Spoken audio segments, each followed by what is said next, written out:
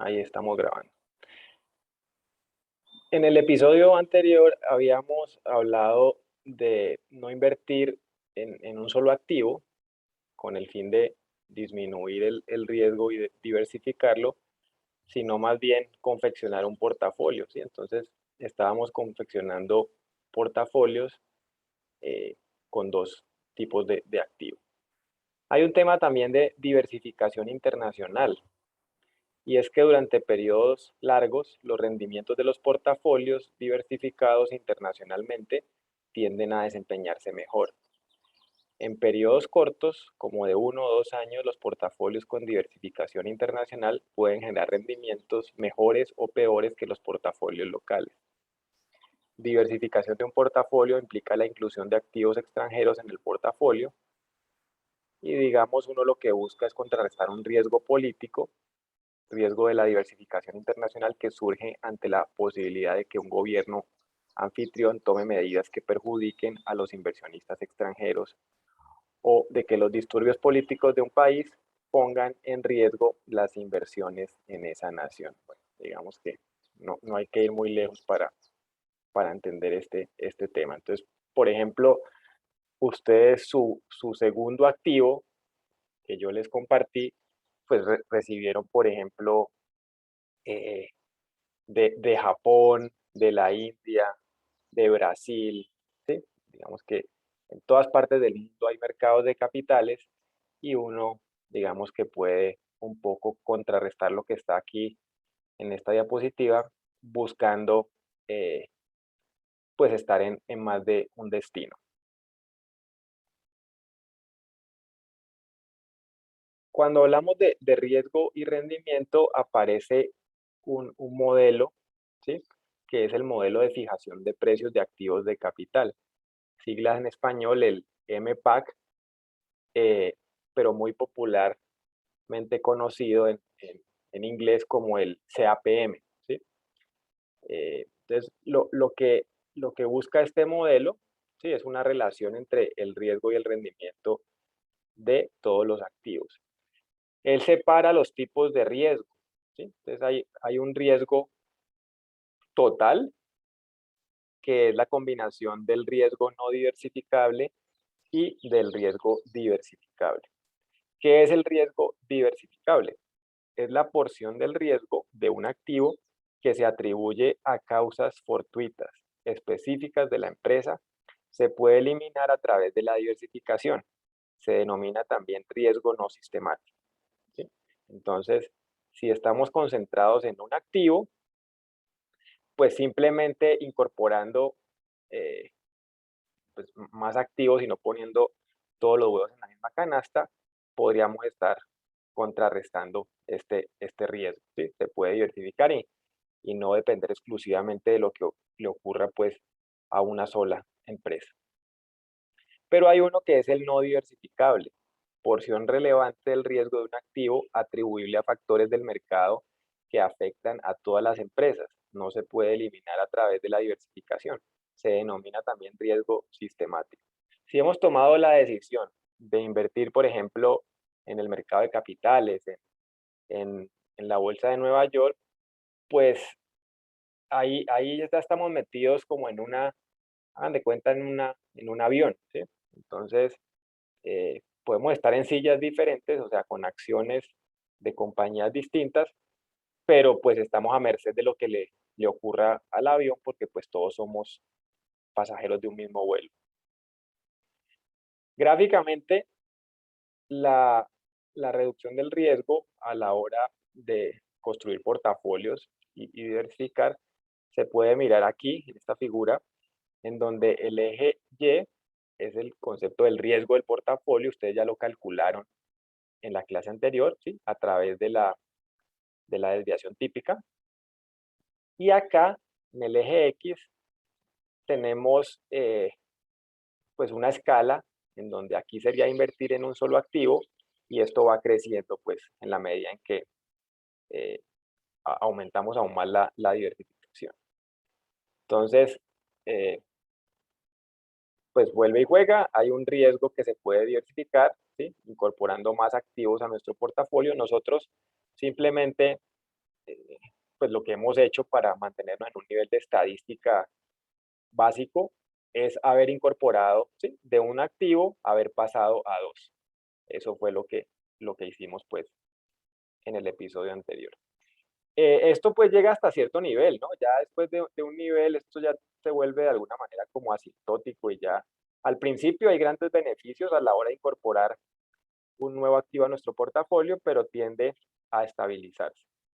Y definitivamente pues hay uno que siempre va a estar ahí presente, ¿sí? Este nivel de riesgo es porque pues estamos inmersos todos en un mercado de capitales y estamos a merced de lo que ahí ocurra.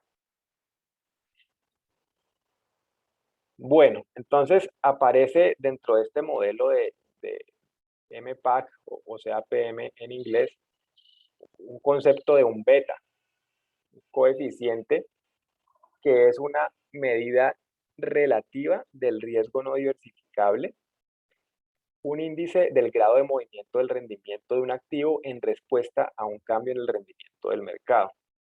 Relaciona el riesgo no diversificable y los rendimientos esperados. ¿Qué es el rendimiento del mercado? El rendimiento sobre el portafolio de mercado de todos los valores que se cotizan en la bolsa, ¿sí? Entonces, si nosotros decidimos invertir en una acción que pertenece a una bolsa de valores, de alguna manera quisiéramos tratar de saber cómo, cómo en teoría se comporta esa acción en relación a cómo se desempeña el mercado, ¿sí? Entonces, el beta, eh, digamos, se puede mover con signos positivos, es decir, que nuestra acción se estaría moviendo en la misma dirección que se mueve el mercado. Si al mercado le va bien, a nuestra acción también le debería ir bien, pero también el beta se puede mover en el terreno negativo, ¿sí? Y esto es moverse en dirección opuesta al mercado, es decir, si al mercado le va bien, eh, si mi beta es negativo, pues lo que ocurre es que normalmente cuando al mercado le va bien, a mi empresa no le va bien, y viceversa. Y ya el número que tenga el beta me da una señal también de magnitud, ¿no?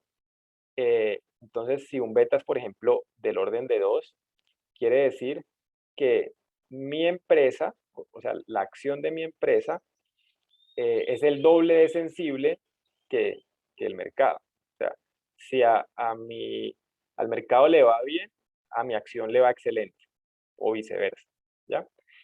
Eh, y pues también hay betas de magnitud inferiores a 1, ¿sí?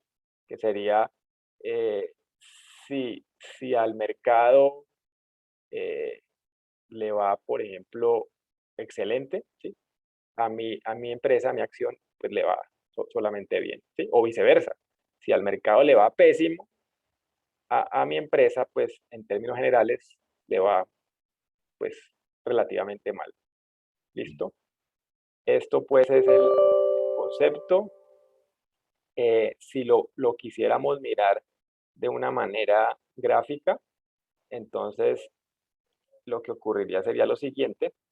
En esta figura tenemos en el eje Y el rendimiento o retorno del activo, ¿sí? Ya sabemos pues cómo salen los retornos de un activo, y en el eje X el rendimiento o retorno del mercado. Entonces, digamos que esto pues viene siendo un gráfico de dispersión, donde cada punto corresponde a un periodo en particular, y en ese punto pues tenemos la coordenada X, que viene siendo el rendimiento del mercado, y la coordenada Y, que viene siendo el rendimiento del activo. Y se puede trazar una recta que haga la regresión de esos puntos, ¿sí? Y la pendiente de esa recta me estaría dando el beta. Entonces tenemos una pendiente más aplanada para el activo R, que es un beta del 0.8, ¿sí?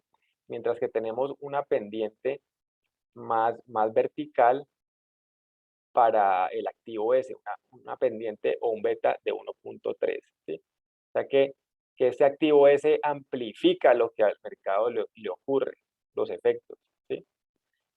es más sensible en relación que el activo R. Entonces, este gráfico pues nos muestra cómo puede verse el tema del beta. Esto pues igual el orden no es relevante, ¿no?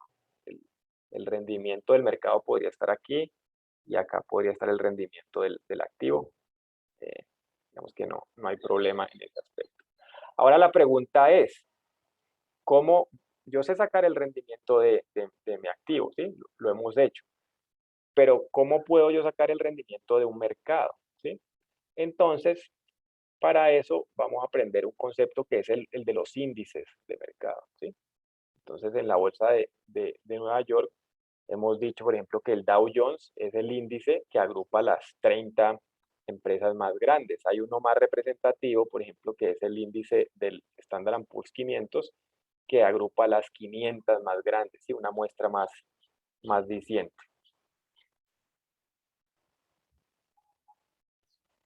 Listo, índices y fondos bursátiles. ¿Cuál es el objetivo de aprendizaje? Definir los índices bursátiles y conocer su funcionamiento, identificar los índices bursátiles que existen en Colombia y conocer los aspectos principales de sus metodologías, definir los fondos bursátiles o Exchange Traded Funds, ETFs, identificar los fondos bursátiles que existen en Colombia y conocer aspectos generales de sus metodologías. Entonces, simplemente veamos qué es un índice bursátil. Son herramientas para medir el comportamiento de los mercados bursátiles. Se aplican diferentes metodologías que se basan en la conformación de una canasta con los títulos más representativos del mercado a estudiar, ¿sí? Así como cuando el DANE le mide la inflación en el país, ¿qué es lo que hace el DANE? Pues el DANE lo que construye es una canasta, ¿sí? Toma bienes y servicios representativos de un hogar y los mete ahí y a eso les va haciendo el seguimiento de precios, ¿sí? Aquí es lo mismo. Se meten en una canasta acciones que sean representativas del mercado de capitales y entonces se les va haciendo seguimiento a ver si van creciendo o van decreciendo. Existen diferentes criterios usados para la conformación de las canastas y la ponderación de cada especie participante. Los principales los principales criterios para la conformación son la capitalización bursátil y la liquidez o bursatilidad, ¿sí? Esta capitalización es un tema de tamaño, lo que representa eh, digamos que ese valor que tiene una compañía, y el otro es que sea pues atractivo, ¿no? Que la gente la quiera intercambiar esa acción, sea líquida. Bueno, simplemente un ejemplo para nuestro país eh, de un índice, ¿sí? El Colcap, seguramente ya lo habían escuchado nombrar. Es un índice compuesto por las acciones más líquidas listadas en la Bolsa de Valores colombiana y la participación de cada acción está determinada por la capitalización bursátil ajustada.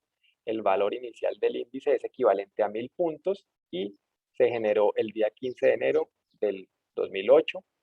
Este índice siempre está conformado por 20 emisores, o sea, 20 empresas. En caso de que se presente un desliste, la canasta tendrá menos de 20 emisores hasta cuando haya un rebalanceo. ¿Listo? Esa es la historia con los índices. Resulta que a mí me correspondió el segundo fondo, ¿sí?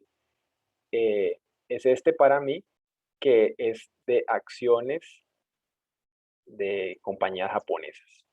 En eso invierte mi fondo, ¿sí? Entonces ustedes para este ejercicio de mirar el rendimiento de su activo versus el rendimiento del mercado, se va a enfocar en el segundo de los fondos que yo le compartí, ¿sí? No en el primero, sino en el que le compartí el miércoles en la mañana. Entonces, tienen ustedes diferentes lugares de inversión, ¿no? Entonces decía pues que hay unos que tienen China, otros que tienen Brasil, otros que tienen India, etcétera, etcétera. Entonces, lo primero, uno pues como por cultura general sabe que acá en Colombia el índice principal es el Colcap, uno se conoce los tres principales de la bolsa de Nueva York, ¿sí? El Dow Jones, el Standard Poor's 500 y el Nasdaq. Y uno va ampliando un poquito, pero no necesariamente tienen que saberlo, lo pueden investigar, ¿sí? El de la bolsa de Japón, el índice más representativo es el Nikkei, ¿sí? Y ese agrupa las 225 empresas japonesas más grandes. Entonces, ustedes pues lo primero que tienen que hacer es mirar ese activo 2 que yo le compartí de en dónde está invirtiendo y entonces lo que hace es googlear cuál es el principal fondo de valores del índice del mercado accionario de ese país. Entonces, ahí lo va a encontrar. Entonces, ¿qué va a hacer una vez lo tenga identificado? Pues ya identificamos que este es el Nikkei, ¿sí? Entonces necesitamos tener los retornos, cuánto se desempeñó el mercado, ¿sí? En estos años donde yo tengo los rendimientos de mi activo, ¿sí? Y cómo podemos hacer, levantando una información histórica de cuáles son los valores iniciales del, digamos, el primer día bursátil del año 2016 y cuáles fueron los valores de ese índice Nikkei, en mi caso, del último año bursátil del 2016. ¿Sí? Ya les muestro cómo podemos acceder a esta información. ¿Listo? Lo podemos hacer a través de Investing, por ejemplo. Mire, en Investing, pues no voy a buscar una acción, sino que voy a buscar el índice, ¿sí? Entonces empiezo a escribir Nikkei y aquí ya me aparece, ¿sí? Bandera de Japón y el Nikkei 225, el índice de la bolsa de Tokio. Entonces, entro acá, el índice pues en este momento está cerrado porque pues, allá están en la madrugada. Esto es en lo que va. El día anterior se ganó el 1,34%, tal como ocurre con un activo, ¿sí? Entonces yo necesito acá es la información histórica, ¿sí? Y esa información histórica la consigo aquí. ¿Listo? Historical data. Y con esa información histórica, ahorita me empieza a mostrar cuál ha sido el precio, ¿sí? Del índice en cada una de las fechas de cierre, ¿sí? También me muestra pues cuál es el valor más alto del día, no, la apertura, el valor más alto del día, el valor más bajo, qué tanto volumen hubo y el porcentaje de cambio. ¿Listo? Pero yo como tengo información histórica desde el 2016, entonces aquí yo me voy a devolver, ¿sí? Yo voy a ponerle desde el 01 del 2016 y la última fecha,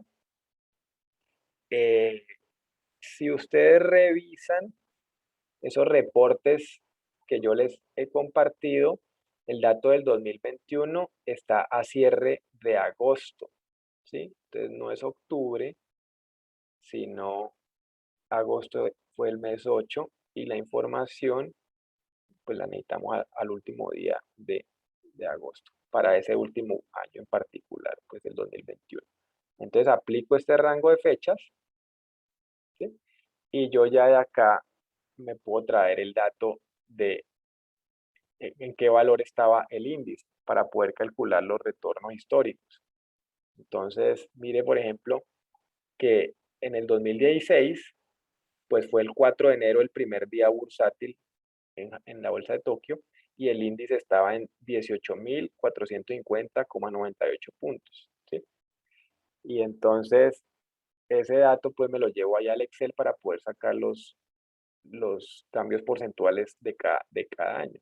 Entonces, recuerden que necesitaba también el último del 2016, que fue el 30 de diciembre de 2016.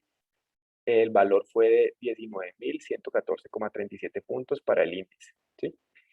Listo, con eso ya podría sacar el cambio porcentual del 2016. Y así lo hago para todos los periodos. El de 2017 también arrancó el 4 de enero con este valor, ¿sí?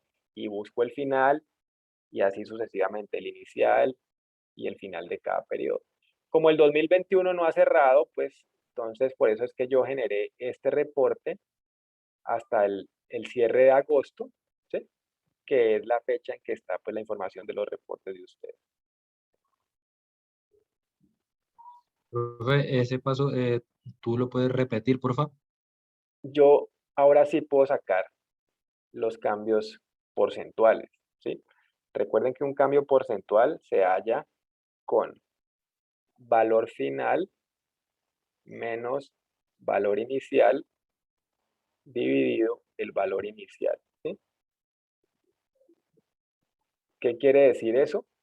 Que el índice de la Bolsa de Japón en el año 2016, si arranca aquí y termina en este nivel, pues lo que hizo fue crecer un 3,6%, ¿sí? Valor final menos inicial dividido inicial. ¿Listo? ¿Qué le pasó en el 2017? Lo mismo. Valor final menos valor inicial dividido valor inicial. ¿Sí? Aquí creció un 16,18%. ¿Qué le pasó en el 2018? Final menos inicial dividido inicial, estoy hallando la variación porcentual. Decreció el 14%. ¿Qué le pasó en el 2019? Final menos inicial dividido inicial creció un 20%. ¿Qué le pasó en el 2020? Final menos inicial dividido inicial creció un 18%. ¿Y qué le ha pasado en lo que va corrido de este año hasta agosto? Final menos inicial dividido inicial ha crecido casi un 2%, ¿sí? Entonces ya empezamos a mirar ese fondo que a mí me correspondió, invierte en algunas de las acciones de la bolsa de Japón, ¿sí? En las que los administradores de ese fondo pues piensan o analizan que pueden llegar a tener mejor desempeño. Entonces, por ejemplo, ellos en el 2016 se ganaron un 22,7%, pues un valor muy por encima a lo que si ustedes miran como tal en general la bolsa de valores de Japón se ganó, que fue tan solo un 3,6%, ¿sí? En los otros años, miren que sí el comportamiento está más alineado, ¿sí? Entre la selección de esas acciones japonesas con el mercado general de capitales japonés, ¿sí? Entonces, aquí ahorita vamos a hacer el, el gráfico, ¿sí? Con esta información. Entonces vamos a insertar un gráfico de dispersión.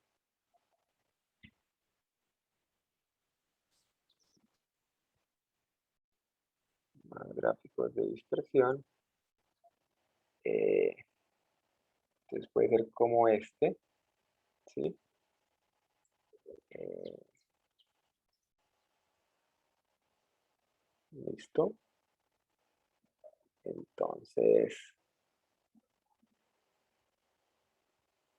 miremos aquí un poquito esto, cómo se explica. Aquí lo que está haciendo este gráfico es cogiendo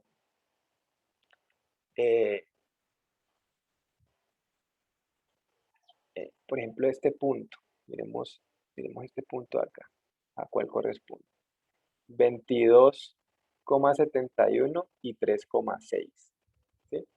Entonces, este punto nos está mostrando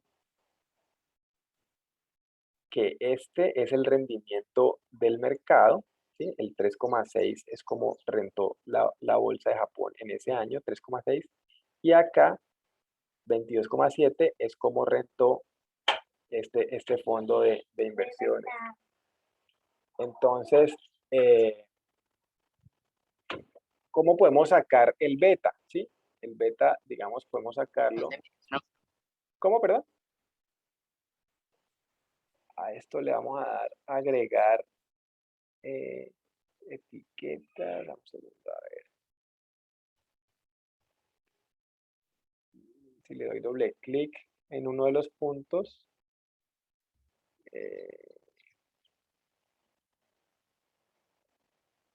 no quiero temas de forma, sino quiero, segundo. ¿Qué quieres hacer, profe? Entonces, agregar línea de tendencia y que presente la ecuación. Entonces, acá, miren que podemos poner esto más grandecito. ¿Qué es lo que ha ocurrido? ¿Sí? Lo que ha ocurrido es que